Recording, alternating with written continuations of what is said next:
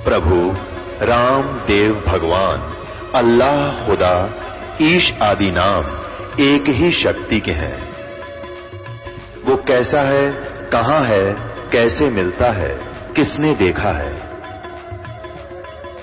ये प्रश्नवाचक चिन्ह पूर्ण रूप से हटाने के लिए अवश्य सुनिए जगत गुरु तत्वदर्शी संत रामपाल जी महाराज के अमृत वचन, सर्व पवित्र धर्मों के पवित्र शास्त्रों के आधार पर। कमाई का पति मरावा दुख में माथा फोड़े थी, मेरे बेटे की तो खैर राखी नु हाथ तेरे तैं जोड़े। एक माई का पति मरावा दुख में माथा फोड़े थी, मेरे बेटे की तो खैर राखिए नो हाथ तेरे तैं जोड़े। उस दुखिया का एक बेटा बेटे पदन तोड़े थी, अपने पूत की खैर के ताही त्रिजयी धाम को दौड़े थी। उस दुखिया का एक बेटा बेटे बदन तोड़े, अपने पूत की खैर के ताही त्रिजयी धाम को दौड़े। उसके आगे वो भी खा लिया सती करी न टाल तने, सत्य पुरुष बुला दिया आप जन, कुछ ना सोची काल तने। भला मान चाहे बुरा मान एक ओछी चली चाल तने, सत्य पुरुष बुला दिया आप जन, कुछ ना सोची काल। एक तरफ तो कंस बनाया कृष्ण भगवान तुही, अपना स्वार्थ सिद्ध करने का ये बना दी चारों खान तुही। एक तरफ तो कंस बनाया कृष्ण भगवान तुही, अपना स्वार्थ सिद्ध करने का बनाई चारों खान। सतगुरु जी की मेर हुई जब हमने तेरी जान हुई, ये ओछी उपासना सारी ये छुट गई बुरे कर्मा से आने हुई। सतगुरु जी की मेर हुई जब हमने तेरी जान हुई, ओछी उपासना सारी छुटगी बुरे कर्मात आने हुई।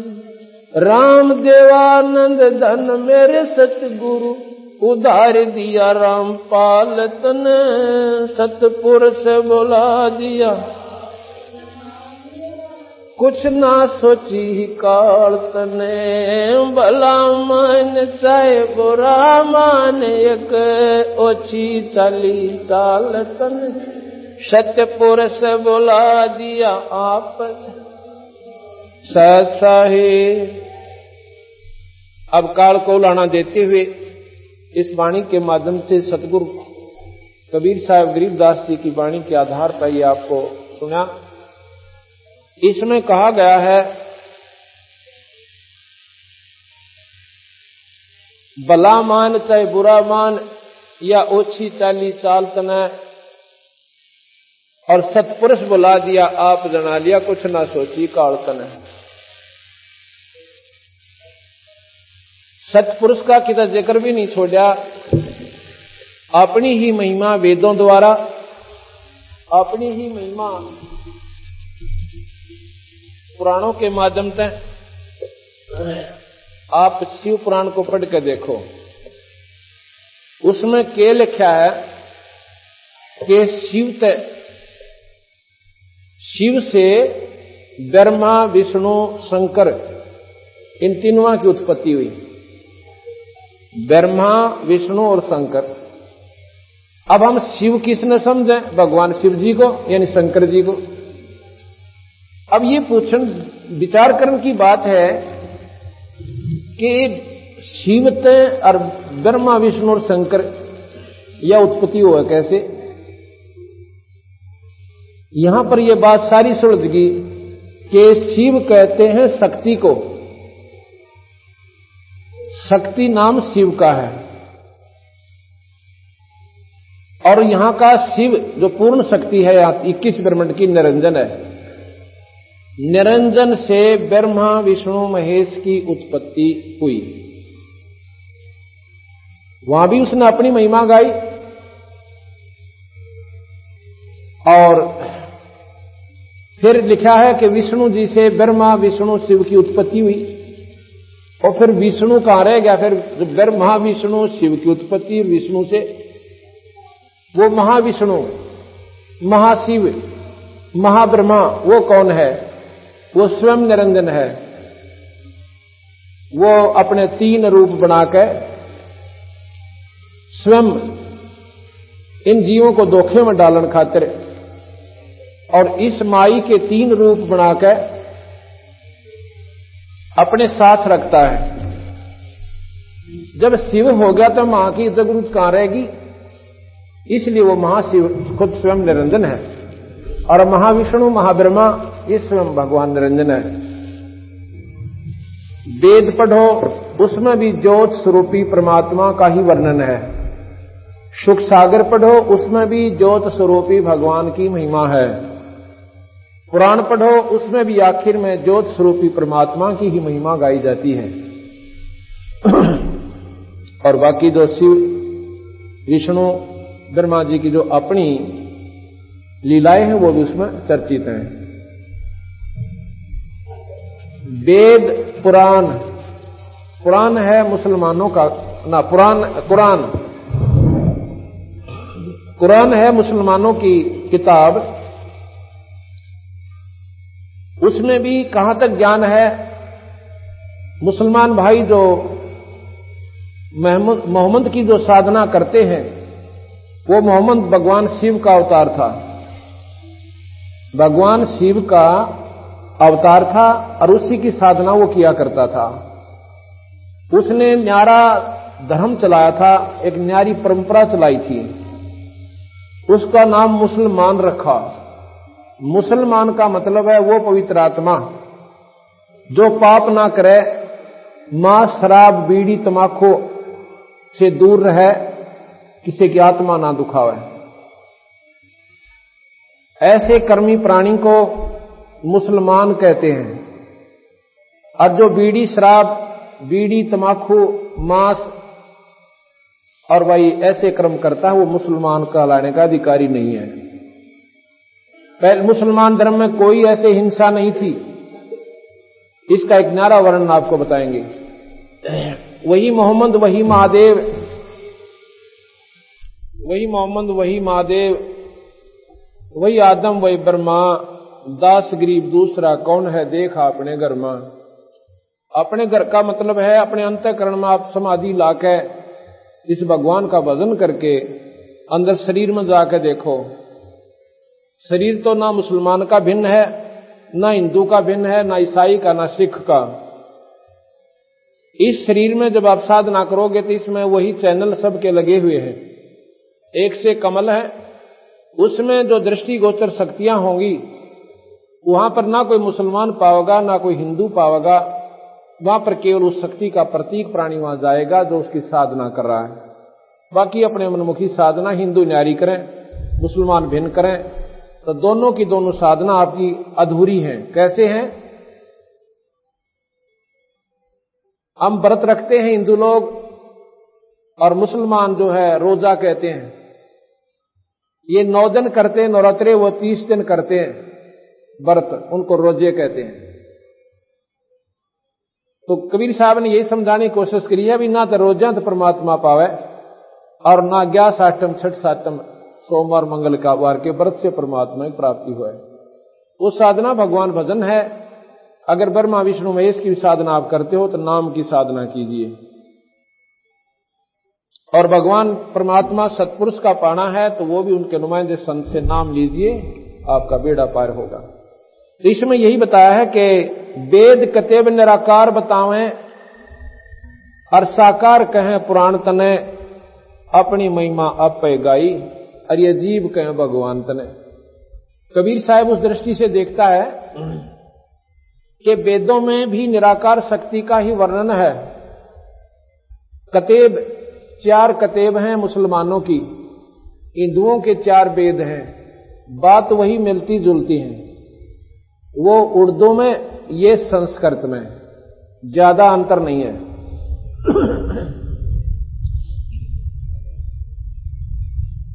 वेद तो बताते हैं वो निराकार शक्ति, और कतेब भी निराकार, और पुराण कहें वो साकार के अंदर है। जैसे शिव रूप में आए, ब्रह्मा रूप में आए, विष्णु के रूप में आए, राम अवतार धरकर वही परमात्मा विष्णु जी आए, और कृष्ण जी के रूप में आए, 9 अवतार बने, 24 अवतार किए, ऐसे ऐसे। तो ये सारी जानकारी, इस निरंजन तक का ज्ञान हमें वेदों, पुराणों में, शास्त्रों में, उपनिषदों में सहयोगी बनकर योग साधना से प्राप्त किया, यहीं तक का ज्ञान रहा। आप देखिएगा, किसी भी योगी पुरुष का कोई शास्त्र पढ़ कर देखना, जिसने अपने अंदर की साधना की हो, उसने लिखा है कि शरीर के अंदर हमारे कमल बने हुए हैं, उन कमलों के अंदर से वो जीवात्मा, वो सुरत समाधि ला करके उनके अंदर से निकलती हुई और यहां पर सहस्रार कमल में पहुंच जाती है। उनकी वो आखिरी उपलब्धि है कि सहस्रार कमल में जो योगी पहुंच गया वो ब्रह्मलीन हो गया।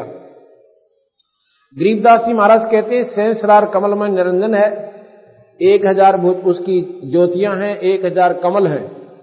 अब देखो कितना की है। जिस प्रकार रेडियो के अंदर का जो हिस्सा होता है ना, जहां टांके से लगा रखे होते हैं, इस प्रकार की इसमें एक ऐसे गोल सी फिरकी है, वह ऐसी उभरा हुआ मांस है, और उस मांस के ऊपर ऐसी टिकारी सी लगी हुई बहुत छोटी बारीक बारीक पत्तियां, और वो 1000 हैं। जैसे निशान से है उनकी, जो वो निशान ऐसे टिकारी है, उसका आकार है कमल के पत्ते की तरह, चाहे वो बिल्कुल बारीक सा है। उसका जब अंदर सूरज जाती है तो उसकी ऐसा आभास होता है जैसे कमल के पत्ते होते हैं, और ये भजन सुमन से ऐसे खिल जाते हैं। वो मांस के ऊपर वो चिपी हुई है, अंदर जो मांस है उसके ऊपर जो बनी हुई है, जैसे जीव है ऐसा ही वो अंदर सिस्टम है। ऊपर का हिसाब देखो जैसे कितना प्लेन है, ऐसे वो मांस उभरा हुआ है। उस मांस के ऊपर ऐसे जैसे फिक्स कर रखे, और इस नाम के ओम मंत्र से वो ऐसे खिल जाते हैं, बिल्कुल तन जाते हैं, और अपनी अपनी न्यारी न्यारी स्थिति लेकर के उसमें उसी स्थान पर वो फूल से जाते हैं। उनका फूलना भी थोड़ा सा ही है, और जब वो फूलते हैं तो उनमें से चमक निकलती है, ज्योति निकलती है। 1000 ज्योतियां ऐसे जग जाती हैं, नो रिम जिम हो जाती है। तो योगियों की ये अंतिम उपलब्धि बताई कबीर साहब ने, गरीबदास जी, और शास्त्रों में भी यही है। अब महाराज जी कहते हैं यहां से शुरू होती है हमारी चढ़ाई। अब निरंजन से ऊपर चलना, यहां तक तो ठीक है। अब हम योगी नहीं बन सकते, हमारा मंत्र जाप से हम वहां जाएंगे। योगी जाते हैं, समझ लो दरिया पार करना है, और एक ने तैरना सीख रखा है, वो अपना तैर के पार हो जाएगा, और हमने अपने उस कमाई कर रखी, पैसे ले रखे, वो नौका में बैठ कर पार कर जाएंगे। हमने पार होना है, हमारा आसान तरीका है ये राम नाम की कमाई करके हम उस दरिया को भवसागर में पार कर सकते हैं। कहां तक कर सकते हैं? आगे योगी नहीं जा सकते, तो तैरने वाला आगे काम नहीं कर सकता। वहां से फिर महाराज जी कहते हैं हमारा एक और मंत्र है, वो आपको जहाज रूप में बैठाएगा और आगे उठा करके अपने स्थान पर ले जाएगा। आगे वो तैरने वाले काम नहीं करें मरुस्थल में, तो योगी आगे नहीं जाते। वो कहते हैं बस हमारा अंतिम किनारा आ चुका है। इसलिए सतगुरु महाराज कहते हैं कि एक नाम हम बतावें, इसका जाप कीजिए, आपको सतलोक ले छोड़ दूंगा। तपत शिला पे भून का खावे, जीव किए गणे काल तने। अब ये आगे वाला जो नया पैरा है, इसमें बहुत गजब की बात लिखी है बंदी छोड़ने, और ये समझन की बात है। ऋषि मुनि सब करें तपस्या, हे भगवान हमें मोक्ष दिए। तपस्या करते हैं और मोक्ष का इंतजार करते हैं, तप करवा कर राज दे दिया, 184 में ठोक दिए। तप से राज राजमद मानम, जन्म तीसरे शुक्र सवानम। तप से इंद्र का राज भी मिल जाता है, इंद्र फिर गधे की जुन्नी में जाता है। तप से पृथ्वी मंडल का राज भी मिलता है, यही राजा फिर नरक को चला जाता है। ये उस तपस्या करने का फल मिला। और हम देख लें कि गांव के गोरे और कोई तपस्या कर रहा हो, सारा का सारा गांव और उसके चौगर जगह घूमने लाग जा महात्मा के, तो कमाल है। और बंदी छोड़ गरीबदास कबीर साहब कहते हैं उधर डले डो है। आपकी दृष्टि से ये महात्मा होगा, पर इसका अंतिम जो फल होगा वो 0 होगा। 4 सिद्धियां आ जाएंगी और इन सदियों के बल पे आपको बेवकूफ बना जाएगा, आप भी नरक में और गिल्ला तुम्हारे को शास्त्रों में ले जाओगा। और जो आजकल के तपस्वी कैसे हो गए, लोग दिखावा ड्रामा, कैसे गांव के गोरे बैठेंगे। भाई महात्मा जो है 41 दिन तप करेगा, 41 दिन या 40 दिन जैसा भी उसने फिक्स कर लिया। कैसे तप करते हैं? 5 धोने लगाते हैं वो चारों तरफ। एक गांव में एक तपस्वी तपस्या कर रहा था, मैंने अपने सेवक द्वारा उसकी फिल्म बनवाई कि भी पता तो चल रहा है ये तपस्या का साधन कैसे किया है इन्होंने। उसमें क्या दिखा रखा है देखने को मिला। वो तपस्वी 5 धोने लगवाता है अलग अलग, इतनी इतनी दूरी पर, और उपलों के गोशों के। और फिर वो जब गोशों का धुआं बंद हो जाता उपलों का, ऐसे वो धंधकने लग जाते हैं, तब वो उनके बीच में बैठता है। उससे पहले और क्या प्रक्रिया करता है? उसके सिर पर इतनी बड़ी जटा है बालों की, एक बाल्टी, बड़ी बाल्टी में इन उपलों की सभा राख, उसको पानी में इतना घोल लेता है जैसे गारा बना लियो, उसको सारे शरीर पर लेपता है। नुनारा लेप रहा दिख है उसको, बिल्कुल ऐसे लेत डालिया जैसे पहले हमारी माता बहनें खेत में काम करने जाती थी ना, तो कढ़ौनी के नीचे वो दूध का पात्र जो मटका होता था, उसके नीचे राख की ऐसे ले ला दिया करते थे। वो थोड़ी फालतू ला जाया करते कि आज शाम नवारी आवांगे, इतने वो क्या करती है वो राख, गिल्ली राख, उस आंच को धीरे धीरे धीरे धीरे अंदर प्रवेश करने देती है, एकदम नहीं जाने देती। इस प्रकार उसने वो सारे का मुंह पर, काना पर रीत सा बन गया, सारे शरीर पर।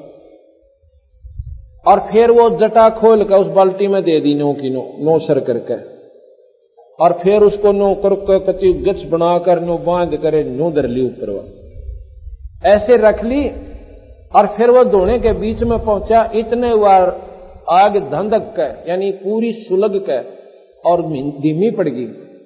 अब क्या होता है कि जिस पर वो जो उपले गोसे होते हैं ना, ये राख ऐसी होती है ऊपर से एकदम फैड हो जाती है, राख बननी शुरू हो जाती है, और वो राख उस आंच ने दाबना शुरू कर देती है। आंच नहीं आने देती बाहर, वही राख उनके बाहरले हिस्से की उपलों की जो राख है उनको आगे से इतना दबा दे है कि उन उपलों की आंच बाहर नहीं आती, बहुत कम। आप करके देखो इसको। अच्छा, फिर वो बैठ गया जी भगत जी उसके बेचारे, और जब वो चला ना, और वो बोली बड़ी दुनिया बाण बेटी गांव की इकट्ठी हो रही, और सुल्फा पाड़ मेरे बैठे तो गुरदा उसका है, वो लागे उसकी जय बोलन, और वो बैठ गया बेचारा। और लड़कियां बेचारी बोली बाड़ी उसके परिक्रमा करती हैं, उसके गीत गावे महात्मा नूर जोगी नो फलाना नो। अब वो क्या करता है कि आध घंटे तक और 3 घंटे बैठता, वो आध घंटे तक तो वह राख जो पहले गीली करके लीप रखी थी वह आंच न ना जान दे। आध घंटे के बाद वो क्या करता है, ये ऊपर के बाल खोल लिए, वो नौका नो पूछड़ सा, और पाछे न डाल लिया। जौन से भी हिस्से में मान ले इस साइड में गर्मी लगी तो उस सर ने ऐसे घुमा दे पूछड़ से न, यहां वो सारे बाल और गारा नो ठोक लिया रहे, और जितने हिस्से में वो लाग गए वह गारा फिर गिली हो जाए, वो पहले राख लपेट रखी, कुछ इसमें पानी गिस कर रखा। आध घंटे हुआ फिर हाथ नहीं लागण दे इस साइड में, और जब इस साइड में लाग गया वह फिर नो घुमा दे, और वही पाछे नो तो वह पाछे ने घेरे रहा था उसने सारी ने मुंह का लागा जो भाग गए कर ले। 3 घंटे बना कर उन्हें बेवकूफ, और 40 दिन करके साधना 9 लाख रुपये ले गया। और बहका दिया गांव में, बोले थारी वो लड़कियों का स्कूल बनवाएंगे, स्कूल में 70,000 रुपये दे दिए, 80,000 रुपये की सुल्फा खींच गए। वो उसके साथी जो उन्हें डंडोरा पीटा करते, उसकी मुई मौका करते, और गाड़ी ले लेकर चंदा मांग मांग लिया करते। और एक उसने सुमो गाड़ी ले ली, गांव कुएं में पड़ो जयबंदी छोड़ की। ये साधक, ये साधना, और ये बॉडी बूच उनके पीछे लाग रहे। ये हमने भी बेरा पटा ना, हम भी बेचारा खड़े पाओ, क्यों श्रद्धा भगवान में थी। ये हमने तो ये ज्ञान हो गया बंदी छोड़कर ना, मैं सब तागे पाऊं, क्यों परमात्मा में श्रद्धा पहले से पुरानी खूब थी। तो इसलिए सतगुरु के ज्ञान ने ईसा अंधेरा हटा दिया। अब हमने तो वक्त बालका का खेल लागे से, अब बच्चों का खेल ये लोग कर रहे हैं। ये तो हुआ इन अनाड़ी साधकों का।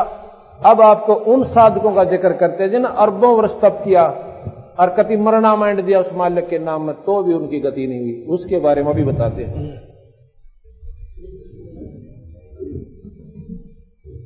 गरीबदास महाराज की वाणी है,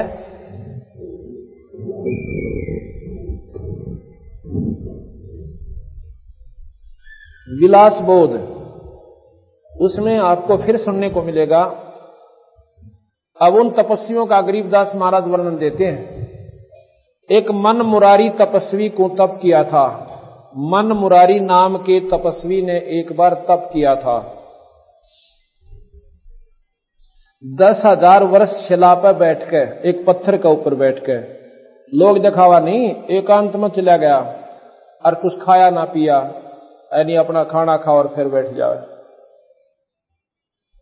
10,000 वर्ष तप किया। फिर वो दरगाह में गया धर्मराज के पास। वहां धर्मराज बोला, अदल करूं के फजल करूं। फजल कहते हैं रहम को, अदल कहते हैं न्याय को। धर्मराज बोला कि न्याय करूं या मैं रहम करूं। अब तपस्वी ने सोचा कि रहम क्या करवाऊं, मैंने तप कराया है, मेरा फल देगा। कहता आप अदल करो, न्याय करो। बोला अदल करो, अदल माने न्याय करो। तो धर्मराज बोला कि शिला तुम्हारी के हमारी? वो जिस शिला पर तने भजन किया था, तप किया था, वो तेरी थी या मेरी? वो तो आपकी थी जी। जय न्योकव है कि मेरी थी, तो वो कहता कि ल्या उठा के तेरी थी। तो अगना जी वो तो आपकी थी, मेरी थी। तो भाई न्या तो यू सही 10,000 वर्ष उस मेरी शिला ने सर पर धर ले और जा। फिर कहता है रहम करो, अगना रहम करो तो मैं अपने सर पर धरूं, ऐसी गलती मैं ना करूं। फिर उसको सर्प बना के उस तपस्वी को उस शिला के नीचे 10,000 वर्ष काटने पड़े। ना तुम्हारी तो 10,000 वर्ष शिला धरले सिर ऊपर है। फिर मन मुरारी ने कहा फजल करो। धर्मराय बोला भाई लेखे सर लेखा भाई, मैं धर्म का राज करूं हूं और तेरे सिर तो उतारूं तो मेरे सिर पर धरिए। एक धर्मराय निरंजन ने अपना या न्यायाधीश छोड़ रखा, फिर मारी लेखा जोखा करनिया। अदल करके फजल करूंगा, तने पहला तो न्याय करूंगा और फिर तने बाद में अर्जी देना मेरे को, फिर तेरी फजल की सोचूंगा। फिर फजल के रह गया जब वो गधा बन दिया। जब मन मुरारी तपस्वी ने कहा 1000 बार तोबा, तपस्वी तो अनंत कोट हो गए। गरीबदास जी कहते हैं एक काना करण तपस्वी था, काना करण, उसने 22 लाख वर्ष तप किया था। तब उसके मन में मोद आई कि मेरे जैसा तप भाई किसी ने नहीं किया। जब धर्मराय ने उसके वास्ते विमान भेजा, चलो तुम याद किए हो तो रास्ते में कहा कि यहां पर एक पर्वत पर शिला है, इसकी परिक्रमा देख लो। जब वो तपस्वी गया, 18 करोड़ काणे करण अपने नाम लिख लिख, अपना पीरियड मैंने इतने साल तप किया था, वहां पर उस जैसे 18 करोड़ करण वो ना तपस्वी अपना नाम लिख लिख जा रहे। और तू भी लिख दे अपना भाई यहां पर। उसमें अभिमान होगा, तूने 22 लाख तप कर लिया, तेरे जैसा कोई को नहीं। ये तो होया अभिमान की हुई करनी का। आगे इसका रिजल्ट क्या होगा वो बंदी छोड़ बताते हैं। फिर प्रियव्रत ने 11 अरब वर्ष तप किया था। प्रियव्रत ने 11 अरब वर्ष तप किया। 11 अरब वर्ष तप राज मिल गया। जितना उसने तप किया उसके बदले में राज दे दिया। जब धर्मराय ने पारखत भेजे, प्रियव्रत तुम चलो, 11 अरब वर्ष तो तप किया, 11 अरब वर्ष तो ने राज किया, इतने में कोई भजन में सांस लेखा नहीं लग गया, नाम तो जपया को नहीं, और डले ढोण में लग्या रहा। पहले तो तप के डले ढोए और फिर राज के डले ढोए, अरे गधे बनने की तैयारी, चल भाई खड़ा हो। अब धर्मराज को प्रियव्रत कहता है कि मुझे एक सांस और दे दो। ने बोला खबरदार जब सांस लिया तो तेरे ताई सांस लेने का हुक्म नहीं है। इतने में तो दम लेखा कोई लाग गया नहीं, यानी श्वास सुमरण में नहीं गया। जब प्रियव्रत बोला मेरे ताही एक दम मांगा देहो, पारखत बोले खबरदार जे तू दम लिया, दम लेने का तेरे ताई हुक्म नहीं, आगे धर लेगे। जब चित्रगुप्त ने लेखा लिया, भाई पहले तो तप किया और पीछे राज किया, कहो कुछ लाए के खाली आए। तब प्रियव्रत बोला जी महाराज जी मैं तो खाली आया। अब वहां बेरा पाटा, उसने तन तो काम का डले डोए थे और पहला अंडी पाके और दुनिया रह जाएंगे। और छोटी मोटी सिद्धि किसी का काम भी सार दिया होगा, वो भी उसकी कमाई खत्म हुई। और हम रास्ता क्या बताते हैं कि तुम खुद साहूकार बनो, एक नाम देंगे, आप भी भजन कर सकते हो, कोई बड़ी बात नहीं। गरीबदास महाराज जमींदार थे और हड़बाया करते, परमात्मा पाया और आगे डंडोरा पीट गए कि इस तरह तुम कर लो तुम्हारा बेड़ा पार होगा, तुम्हारी इतनी कमाई हो जाएगी, किसी ऋषि के पास मांगण जान की आवश्यकता नहीं पड़ेगी। आप आगे के बनिया, अगजी में तो खाली आया।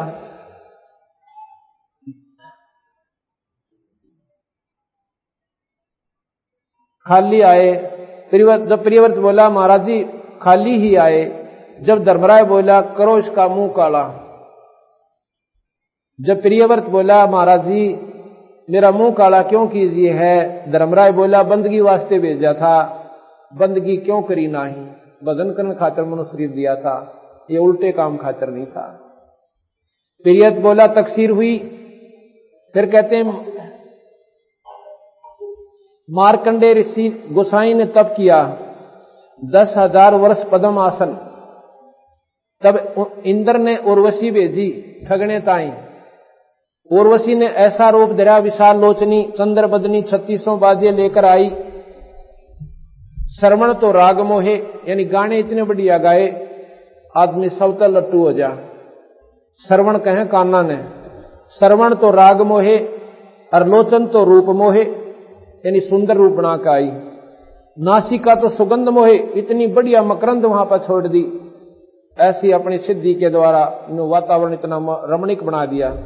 रसना रसाल मोहे, एक मस्तक ऐसा विशाल धरा मत्थे में, मस्तक में ऐसा लाल विशाल धरा।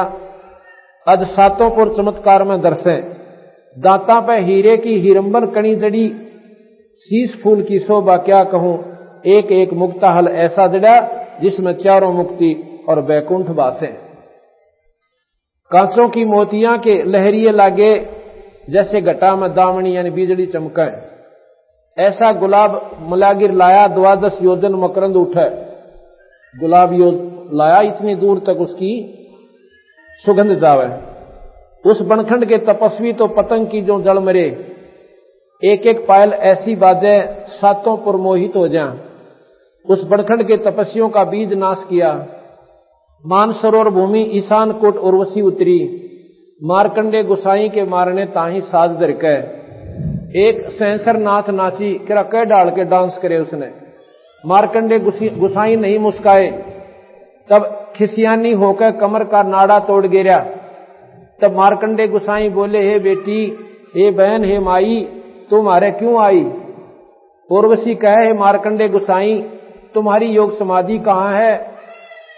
जब मार्कंडे गुसाई बोले, शपथपुरी के ऊपर एक ब्रह्मलोक है, निरंजन का लोक, वो ब्रह्मलोक है, वहां एक अवगत राजा है, उसके एक एक नित नेम 9 लाख उर्वशी नाचन आवे हैं एक समय, 9 लाख। और एक एक उर्वशी कैसी है? जिनके 7 बांधी हैं तेरे जैसी पांदौड़ ने। जो तू इतनी सुंदर अपने आप को समझती है, उनके गेला तेरे जैसी 7 बांधी उसके पांद होती उन उर्वशियों की, एक गेला। वहां थे हम। कहने का भाव इसका यूं था मार्कंडे गुसाई का कि उस ब्रह्मलोक में जो आनंद था, तेरा आनंद तो काग की बींट है। जेती दुमा दामी तय करी हमने कुछ ना देखी। जो बोले इब का फेर बन का जतन जरूरत है, जो कुछ जरूरत हो। तब उर्वशी शीश कूट कर रोई, मैं दुआगण कीजियूंगी। इंद्रलोक में कहेंगे तुम मल अखाड़ा आ रही। मार्कंडे गुसाई बोले, तुमसे कोई और अगली सुंदर हो ना, उसने भेज दो। तब उर्वशी बोली, महाराज जी, इंद्र की पटरानी मैं हूं। देख यहां पर विचार करो, इंद्र स्वर्ग में कितना सुख है। अपनी पत्नी को नीच कर्म की खातिर अपनी गद्दी बचाता इंद्र ने भेज दिया। महाराज हमारी तो पत राखो, तो इंद्र लोक में चलो। वह उर्वशी ने बोली, महाराज जी मेरी इज्जत राखो ना, एक बहु ही चाल पड़ो थे, मैं कह दूंगी हरा लिया इसने। हम 3 लोक के मुनीश्वर तो लूट लिए, और तुम किस लोक में रहो तो मैं जानो। मार्कंडे गुसाई कहे, वो तो कुमार हैं जो तेरे ऊपर चढ़े हैं, तू गधी है, कोई पजावा लावना ना नीम उचारनी। इंद्र मरेगा जब किसने करेगी? महाराज मैं 14 इंद्र वरूंगी। इंद्राणी कहती है, मैं 14, इतनी आयु है मेरी, ये 14 इंद्र मरते रहेंगे और मैं वहीं पर न्यो की नो पटरानी रहूंगी। 14 इंद्र मरेंगे तुम कहां जाएगी? उर्वशी कहे, मृत लोक में गधी कीजियूंगी, और जेते इंद्र में भोगूंगी वो गधे बनेंगे। तब मार्कंडे गुसाई बोले, तुम्हारे ताई इंद्र लोक में क्यों ले जावे थी? अपनी पत राखण ताई, इज्जत राखण ताई। तो आगे कहते हैं मार्कंडे गुसाई बोले, फिर गधियां का पथ किसी, फिर इज्जत की भी बात क्या देखा बौड़ी बूझ। तो जब स्वयं ऐसे आप बताने लग रही मेरे 14 खसम होंगे और फिर वह गधे बनेंगे, मैं गधी बनूंगी, उस इंद्र लोक ना हम न चाहिए कोई ना, उस स्वर्ग ने तो ही राखा अपने दौरे। अब यही गरीबदास जी कहते हैं ब्रह्मलोक में इतना सुख है, इन उर्ले स्वर्गों से ज्यादा है, और सतलोक में तो गिनती है कोई ना, ये सारे फेल हैं, ब्रह्मलोक भी फेल है उसके आगे। तब उर्वशी प्रणाम करके उठ गई। तब इंद्र आन कर मार्कंड, ये नियम है कि जो उस उर्वशी से नहीं आ रहा तपस्वी, तो उसको इंद्र का राज देना पड़ता है, इंद्र ने गद्दी छोड़नी पड़ती है। अब इंद्र आ गया ने बोला, महाराज जी वो राज ले लो। तब इंद्र आन कर मार्कंडे गुसाई के चरणों पड़े, चलो बंद निवाज इंद्रपुरी लीजिए। मार्कंडे गुसाई बोले, रे इंद्र तू के कहे? अरे रे इंद्र, हमारा इंद्रपुरी किस काम की? हम तो नी कामी है, नी इच्छा है, निर्गंध है, निर्वासिक है। एक समय हम ब्रह्मलोक में जावा थे, वहां पर भाई देखे तो 87 लील इंद्र बैठे हैं। तेरे जैसे राजा उस ब्रह्मलोक में नील 87 लील, जैसे शंख नील ऐसे होते ना, ऐसे करोड़ पद्म लील ऐसे, तो तेरे कैसे 87 इंद्र उस ब्रह्मलोक में बैठे थे। तब उन्होंने हमारे चरण लिए, तेरी गद्दी ने के चाटू, तेरे जैसे तो मुझे नमस्कार करते हैं वहां पर। ये ब्रह्मश्रेय की बातें हैं। ब्रह्मश्रा कैसा है? अज असंख्य असंख्य कोष में शैल है, सो तुम्हारी इंद्रपुरी काग की बीट है।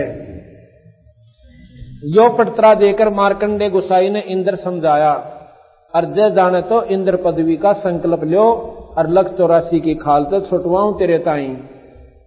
मार्कंडेय ने बोला भाई तो इस इंद्रपुरी ने छोड़ दे आज तक और दे किसे ताई और तेरे को ब्रह्मलोक में ले चलता हूं। अब वही बात से भाई यहां थोड़ा सा सुख हो जाओ, कतई नहीं छूटे।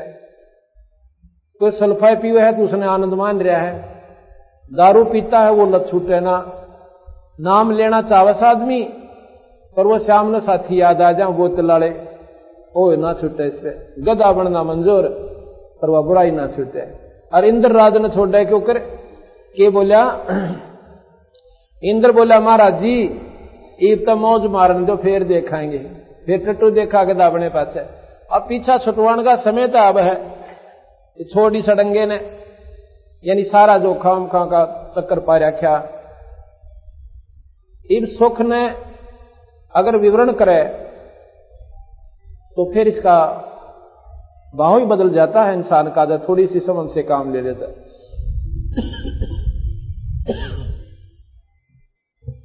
इसके लिए बंदी छोड़ भगवान गरीबदास जी एक बहदे कांग लिखते हैं, उसमें इतना बढ़िया वर्णन दे रखा है, पर थोड़ा सा ध्यान से सुना जब बात पड़ेगी, क्योंकि उसमें यही वर्णन दिया है कि जो साधना आप कर रहे हो वो मेरे समझ तो बाहर है, वो अच्छी को ना ठीक नहीं है।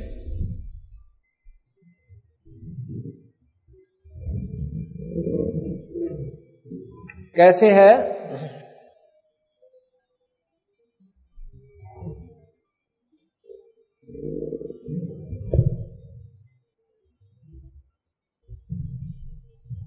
उसमें यही बताया कि जो लोग ओछी साधना करते हैं, जो भक्त आत्मा, वो अनजान साधना कर रहे हैं,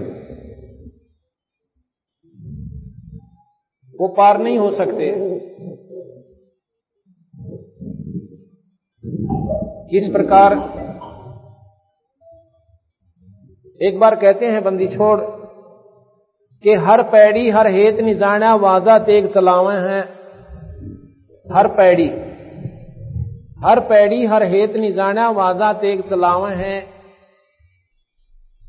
एक समय की बात है, एक कुंभ का मेला हो गया। आज से लगभग 325 वर्ष पहले की बात है। उस समय कुंभ का मेला हुआ था और कुंभ के मेले में ये महात्मा लोग हरिद्वार में इकट्ठे हो गए, बहुत गणे। और नहाने की जो पर भी बताई उस समय ये नागा महात्मा कहने लगे कि भाई हम प्रथम स्नान करेंगे, हम सर्वश्रेष्ठ हैं। वैष्णव महात्मा कहने लगे नहीं भैया हम सर्वश्रेष्ठ हैं, हम प्रथम स्नान करेंगे।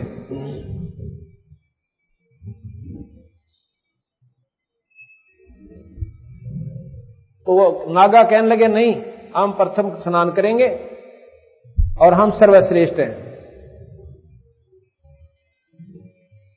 इन बातों पर उनकी आपस में कवा सुनी होगी।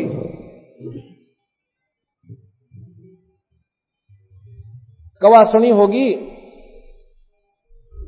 तो पहले तो वह मुक्का हुए वो महात्मा, उसने उसके जाड़ पर मारा, उसने उसका ओठ फोड़ दिया और भाई फिर डले लाग गए चालन। फिर नौके त्रिशूल काट लिए, तलवार निकाल ले। वहां पर 25,000 व्यक्ति, 25,000 वो महात्मा आपस में लड़कर मर गए और गंगा के पानी को लाल कर दिया।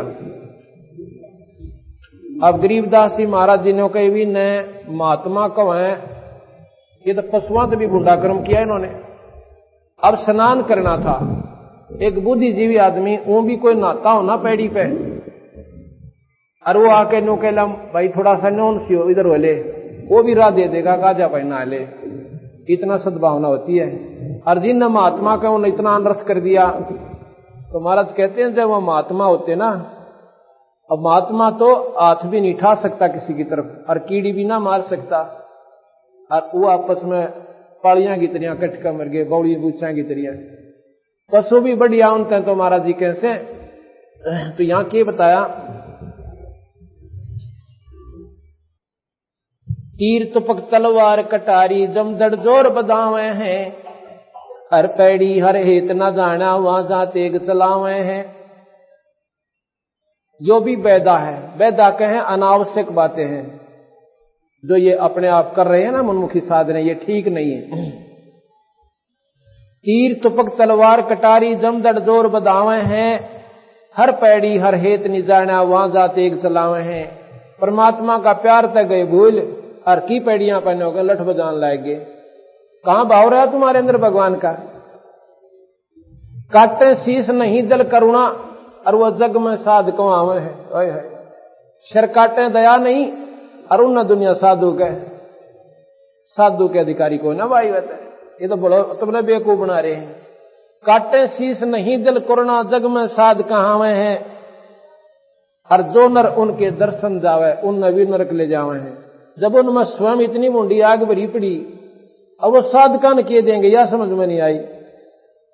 जब स्वयं आचरण इतना गंदा उन लोगों का तो बेचारे वो भोली भाली आत्मा उनने की आरती तारे ना कुछ लेना ना देना। संपट चलाकू साहेब कहते चेतन चार चार चलावे हैं। अंधा जगत पुजारी जाका फिर दुनिया को बनवावे। या दुनिया का राजी होती है फिर जाएंगे पुजारी जी दो रहे, वो मूर्ति पूजा बता देगा। अब इस पत्थर में मूर्ति में भगवान है, इसका ऊपर जल चढ़ा दो और पता से चढ़ाओ के मैं पैसे दो, आपकी मौत कितने दर दो। अब ये विचार कीजिए, परमात्मा उस मूर्ति में नहीं है। अगर ये सच्चाई बतावे हैं तो स्वीकार नहीं होती, जैसे परसों मैंने बताया था, क्योंकि नई संगत आती हर बार में। और हमारा उद्देश्य है कि यो अंधेरा जो अज्ञानता का कर रखा है ये थोड़ा हट जावे। और हटेगा जब अंतःकरण में यह बात पक्की जच जाएगी कि आप झूठ से, वैसे कहने तो नहीं छूटती है बीमारी, ये तो छूट की बीमारी है, देखा देखी लागे। जैसे बच्चे की फर्स्ट क्लास की बुक है, उसमें आम का चित्र है और आ का आम। ये तो ज्ञान हुआ कि आम क्या होता है कि फलों का राजा है, मीठा है, बड़ा आनंद आता है। और बच्चे का मुंह पानी भरा हुआ, आम तो खाओ फिर इतना बढ़िया, इसमें मीठा है तो। अब जब उसका आम खाने में दिल करे और कायदा खोल कर बैठ जाओ, पहली की क्लास का पहली किताब, उसमें करें जाओ आ का आम, आम की आरती तार ले, लेकिन वो आम स्वाद नहीं देगा, वो खाया नहीं जा सकता क्योंकि वो चित्र है, आम नहीं है। इसी प्रकार हमारे पूर्वज अनजान होते थे, अनपढ़ होते थे, और पहले साधक जो पंडित होते थे, बड़े विद्वान होते थे, वो भगवान की साधना विधि से करते थे, ऐसे नहीं करते थे जो से अब गलत रास्ता बता दिया। अब वो बुढ़े जो अनपढ़ आदमी जाकर पूछता महाराज जी भगवान कैसा होता है, एक न बतावें दो न बतावें, भाई चार भुजा होती हैं, एक हाथ में कमल है, एक में फूल है, एक में नूस है, गदास है। उन्हें वह चित्र बना दिया एक माटी का।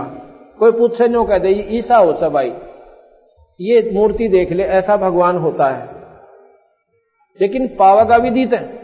अब उनके पूर्वज आए, उन पंडितों के, उन मूर्ति धर ली। अब हमारा पिताजी जो था मूर्ति ने भगवान दिखाया करता, ईब उसकी आरती तारन लागे, उस मूर्ति पर पानी डालना। वो तो पूजा श्रद्धा की खातिर करते थे, अपने इष्ट की मूर्ति देखा नमन कर लिया, श्रद्धा बन गई।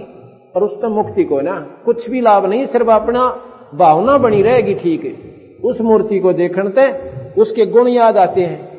जैसे आम देखते हैं, आम के गुणों का बेरा पाट है, लेकिन उसमें आम नहीं है।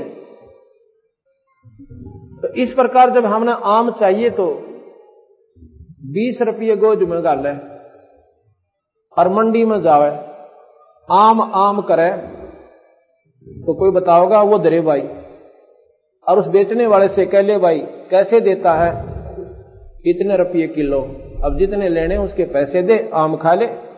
कायदे में आम तो लाख वर्ष देख ले कतई नहीं मिला। इसी प्रकार परमात्मा मंदिर में नहीं है, उस मूर्ति ने 100 बार देखा हो, अर्जन में 3-3 बार आरती तारा हो, आम परमात्मा तो मिला कोई नहीं। परमात्मा संतों के पास जाओ, राम नाम देंगे, उसकी कमाई करो, उस धन ने लेकर फिर जाओ भगवान की मंडी में, और वहां फिर आपको वो गुण मिलेंगे, वो सुख होगा। उस नाम की कमाई के प्रतिफल में उस परमात्मा के गुण आपको वो लाभ देना शुरू करेंगे। कैसे गुण होते हैं?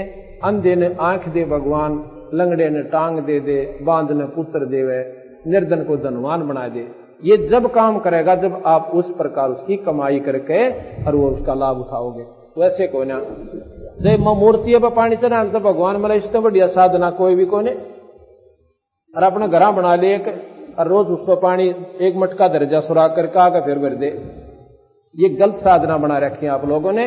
आपने साधना विधि से करनी पड़ेगी और जब आपका छुटकारा होगा। इस प्रकार आपने तपस्वियों का तो सुन लिया कि तपस्या कैसे होती है और इसका कैसे लाभ इस प्राणी को होता है। आगे फिर बताया, इसमें लिखा है कि तप करवा के राज दे दिया 84 में ठोक दिए। एक गलत धारणा, गलत साधना इस काल निरंजन ने, ज्योत निरंजन ने और हमारे ऊपर डाल रखी है। हम पहले तो गलत साधना करवाता है और तप करवा के राज दे देता है और राज के प्रतिफल में फिर यो गधा बना दे से। कबीर साहब कहते हैं, कबीर हरि के नाम बिना कबीर हरि के नाम बिना ये राजा रसब हो। राजा रसब कहते हैं खच्चर को जो ज्यादा वजन धरे। राजा रसब हो। कौन सा राजा? जो भगवान से विमुख है। अगर राजा होकर अमरीश की तरिया, राजा होकर और राजा जनक की तरिया अगर कोई भक्ति करे तो वो राजा भी पार हो सकता है, कोई बड़ी बात नहीं होती है। राजा और ज्यादा लाभ उठा सकता है, वो धर्म ज्यादा कर सकता है, साधना ज्यादा कर सकता है, क्योंकि परमात्मा पासरा रख के राज को विधिवत चलावे, किसी की आत्मा ना दुखावे, परमात्मा प्रसन्न होकर उसके राज की रक्षा करे। लेकिन जो विमुख है परमात्मा से वो राजा कहते हैं गधा बने और वो बड़े डाल का। कबीर हरि के नाम बिना ये राजा रसब हो और माटी लगे कुमार का फिर नारना नीरे को। कबीर हरि के नाम बिना ये नार कूतिया हो। उस ईश्वर के सुमरण बिना ये झूठी साधना करने से यह नारी कहते हैं कूतिया की जो निम जाएगी और गली गली भौंकत फिर टोक न डाले को। कबीर गरीबदास महाराज कहते हैं वह बीबी पड़दे रहे थी अरे डोडी लगे थी बार, इब गात उकाड़े फिरती हैं वो बन कुतिया बाजार। राजा की रानियां जो कि पर्दा में रहा करती थी एडी से लेकर चोटी तक, एक परमात्मा के नाम बिना, ईश्वर के भजन बिना, वो अनजान आत्मा उन्हें न सोच रखा था या मौज तुम्हारी सदा बनी रहेगी, तुम ने मौज मारोगी आगे भी रानी बन जाओगी। इस आसान रानी बनना नहीं होता। ना जाने कितने पुण्य कर्म उसके इकट्ठे थे जब जाके इतनी अच्छी स्थान उसको प्राप्त हुआ और आज वो रानी कहलाती है। कितनी सुविधा हुई उसको, 3-3 4-4 दासियां बांदियां नौकरानी उसके साथ रहती थी, काजू के हलवे खाया करती थी, उन जूठे छोड़ देती थी, वो बांदी खाती थी और दिन में 3-3 बार श्रृंगार करती थी, 6-6 सूट बदला करती थी। और उस मूर्ख ने सोच रखा था या मौज ने बनी रहेगी। ऐसा क्यों सोचा उस बेचारी ने? क्योंकि सत्संग नहीं मिला, सत्संग वहां तक नहीं पहुंच पाया, क्योंकि वह डोडी लादी काल में कि तू रानी बन गई है और हमारी रानी को कोई देख भी ना ले, इतनी ऊंची टांग दी। और फिर वो खो का उस अनमोल मानुष जन्म में वकुतिया बनकर बुगाड़ी आंडे पैर ले जुगले कितने पैरेगी। तो ये बातें आज बेशक खाटी लगे पर ये मीठी होंगी आपको जो इन बातों को अमल कर जाओगा। कबीर हरि के बीबी पड़दे रहे थी और वो डोडी लगे थी बार, इब गात उगाड़े फिरती हैं वो बनी कुतिया बाजार। इब कुतिया का जीवन बताते हैं आगे कि वो पर्दे की सुंदरी अर्सणों संदेशा मोर, इब गात उगाड़े फिरती हैं वो करें सरा में सोर। धर्मशाला में वह कुतिया बनकर रानी नग्न शरीर घूमती है, पेट भी पूरा नहीं होता और गर्मी सर्दी और डंडे न्यारे। पहले अतिथि लोग धर्मशाला में आते थे और वहां पर अपनी रोटी साथ ले आया करते थे और रात को रुक जाते, पहला चूरमा ले जा कर दे 2-2 3-3 का इकट्ठा बांध गई इतना, और रोटी भी इकट्ठी बंधवा लेते थे। रास्ते पैदल चलते थे, धर्मशाला में रुक गए और वहां अपना रोटी खाई। उस समय वह रानी वह कुतिया, अब वो रानी जो कुतिया बनी हुई है आध घंटे तक उस रोटी खाने वाले के मुंह का ना देखे। इतने टूक की खातिर आध घंटा उसके मुंह की कहानी उसकी देख रिहर्सल फिर मुंह की, कदे न्यू करे से कदे न्यू करे है जहां युब डाल दे।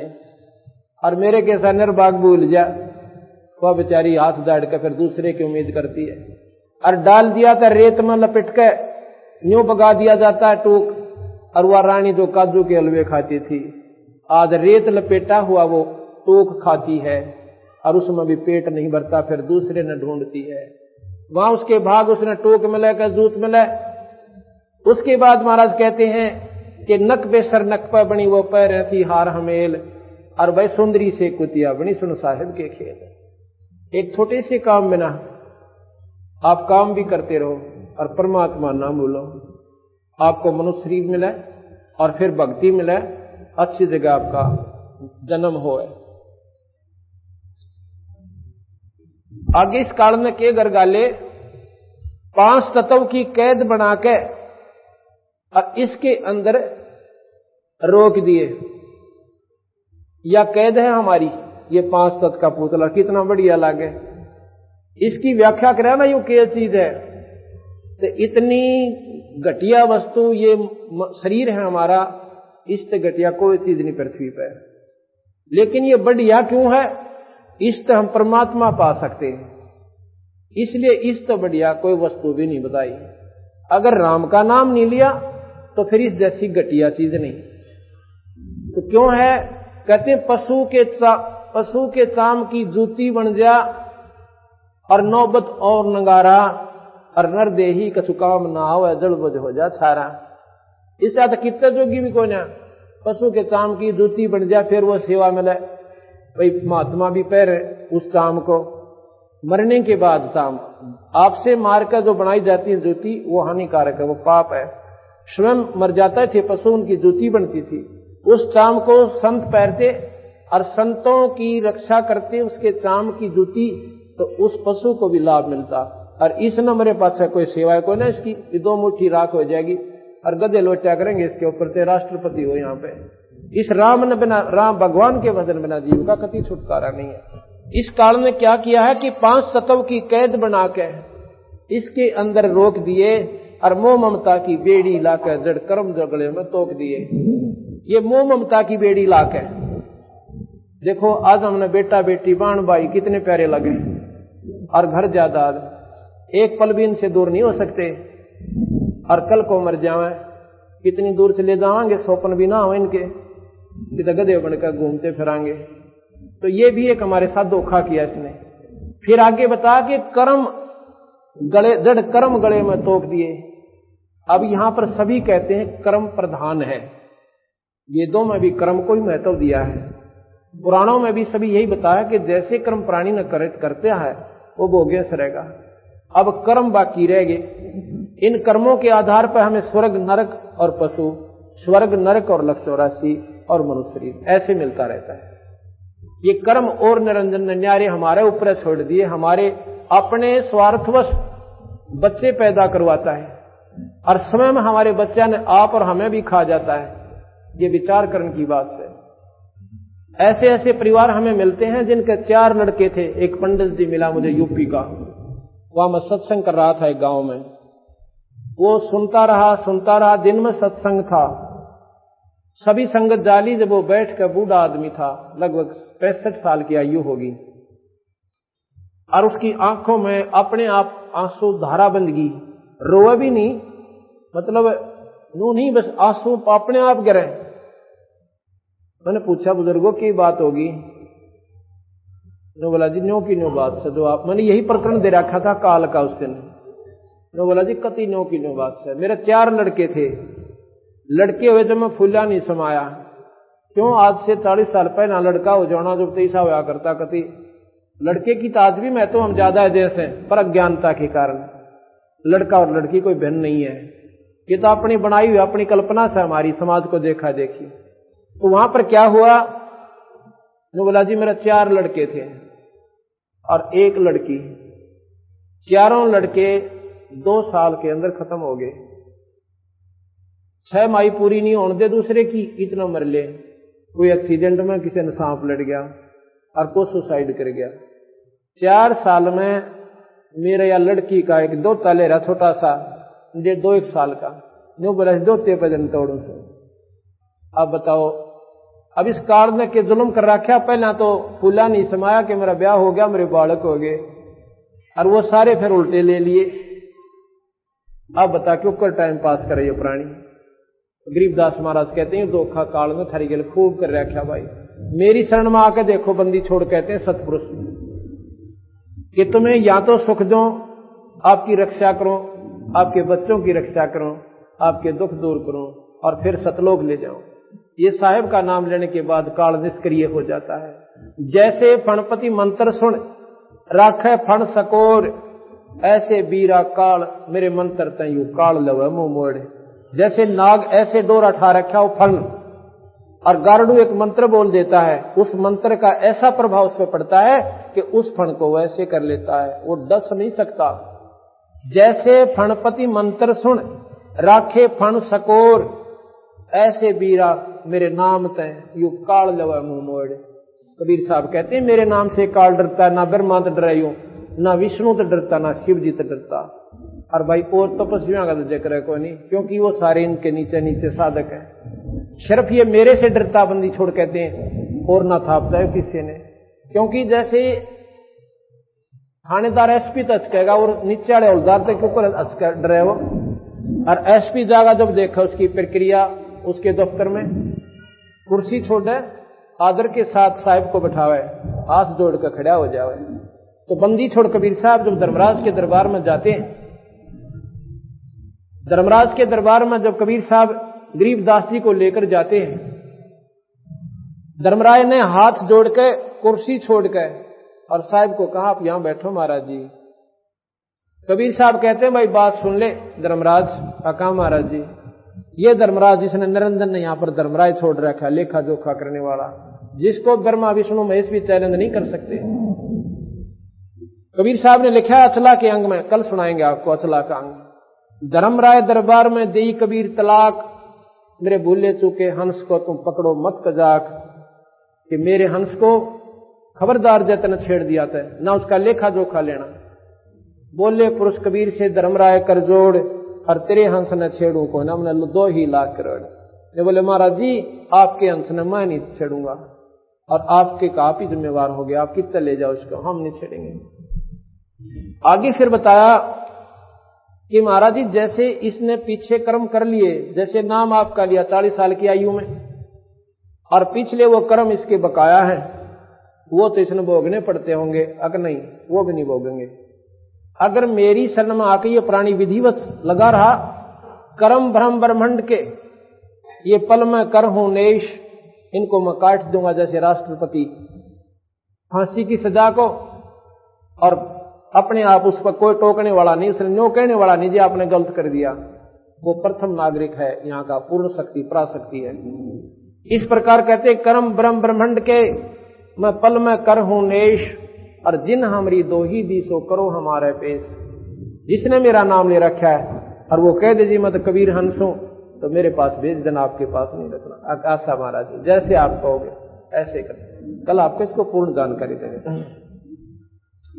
एक माई का पति मरा, वह दुख में माथा फोड़े थी। जैसे मैंने ऐसी ऐसी कई बहन मिली हमारे को, जो बोले जी एक ही पुत्र था, पति पहले मर गया था उसका पिता, और वो लड़का भी गया। अरीब में मैं जानू सो कि मन कितनी रो रो का आंख भी सुजा ली, आंखों का पानी भी बंद हो गया आना, पर अंदर की कसक खत्म नहीं होती। अब वो बेचारी अपने की तरह से आस लगाए बैठी थी कि बट बेटा चाहना होगा, ब्याहूंगी, बहू आओगी, अब फिर मेरा पोते होंगे, खिलाऊंगी। और काल ने ऐसा धोखा कर दिया कि वहां तक पहुंचने भी ना दिया उसको। अब आप देखते हो एक्सीडेंट में रोज सुने गनखरी बार, कई बार ऐसा आता है कि एक ही परिवार के सदस्य 2-2, 3-3 एक ही एक्सीडेंट में खत्म हो जाते हैं। एक समय हम पंजाब में गए हुए थे, वहां एक भक्त ने ऐसे ही ये सत्संग सुनकर उसने बताया महाराज जी सही बात है, कर्म इन इंसान कतई नहीं मानता। हमने अपने रिश्तेदार को कहा था कि कल एतवार है दूसरा, हम सत्संग करने जाते थे, कि आप रात आज डट जाओ, शनिवार का दिन था, कल महाराज जी आऊंगे, आप सत्संग सुनना, और 12 बजे समापन हो जाता है दिन में, 2 घंटे करेंगे। आपने बोला चंडीगढ़ जाना, मैं रुक नहीं सकता।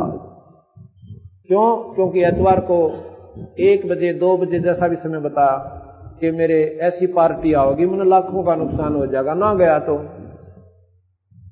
वो बोला टेलीफोन कर देंगे, उनको इंतजार कर लेंगे, 2 घंटे की बात होगी। अगर नहीं ऐसी बात आपको नहीं मालूम ना, आपने हमारे मार्ग का क्या मालूम है, ये बिजनेस का मामला होता है ना। मान्या जी, एक बूढ़ा मर गया था वहां पर, उसकी मुंह कान आए हुए थे, जैसे कहते हैं ना, उसके पीछे आए हुए थे। 5 सदस्य थे, 3 बालक थे और 2 मियां बीबी। स्वयं चला रहा था गाड़ी को। अंबाला के पास एक ट्रक खड़ा था बजरी का भरा हुआ, और जैक ला रखा था, अंधेरे में दिखा को ना, देर सी होगी शाम ने और शनिवार को, और उसके नीचे जाकर वह मारुति कार बढ़ गई, और जैक हट गया आशी स्पीड से, और वो बजरी और दोनों पहिए काट रखे, उसके कोई हब टूट रहे थे जैसा भी था, और वो ट्रक ने ओकानो मारुति पर गिर गया। 5 के 5 वहीं खत्म। अब भाई उस के तो वो बेचारा का वो पार्टी काम आई, और के वो कोठी साथ ले गए। दोगड़ी भगवान में श्रद्धा बनी को ना, और आगे की फिर बता रखी कि 84 में जागा गधा बनेगा। इसका बेराय को नहीं। इसलिए कहते हैं उस विधवा का, उस माई का पति मरा, एक माई का पति मरा हुआ दुख में माथा फोड़े थी, मेरे बेटे की तो खैर राखिए नो आज तेरे तन जोड़ थी। अब बता काल का गा जोड़ा रिसर खाने हम बता कब तक माफ करेगा यो। आगे की बताया कि उस दुखिया का एक बेटा बेटे पैदन तोड़े थी, और मेरे पुत्र की तो खैर राखिए नो तेरे देव धाम को दौड़े थी।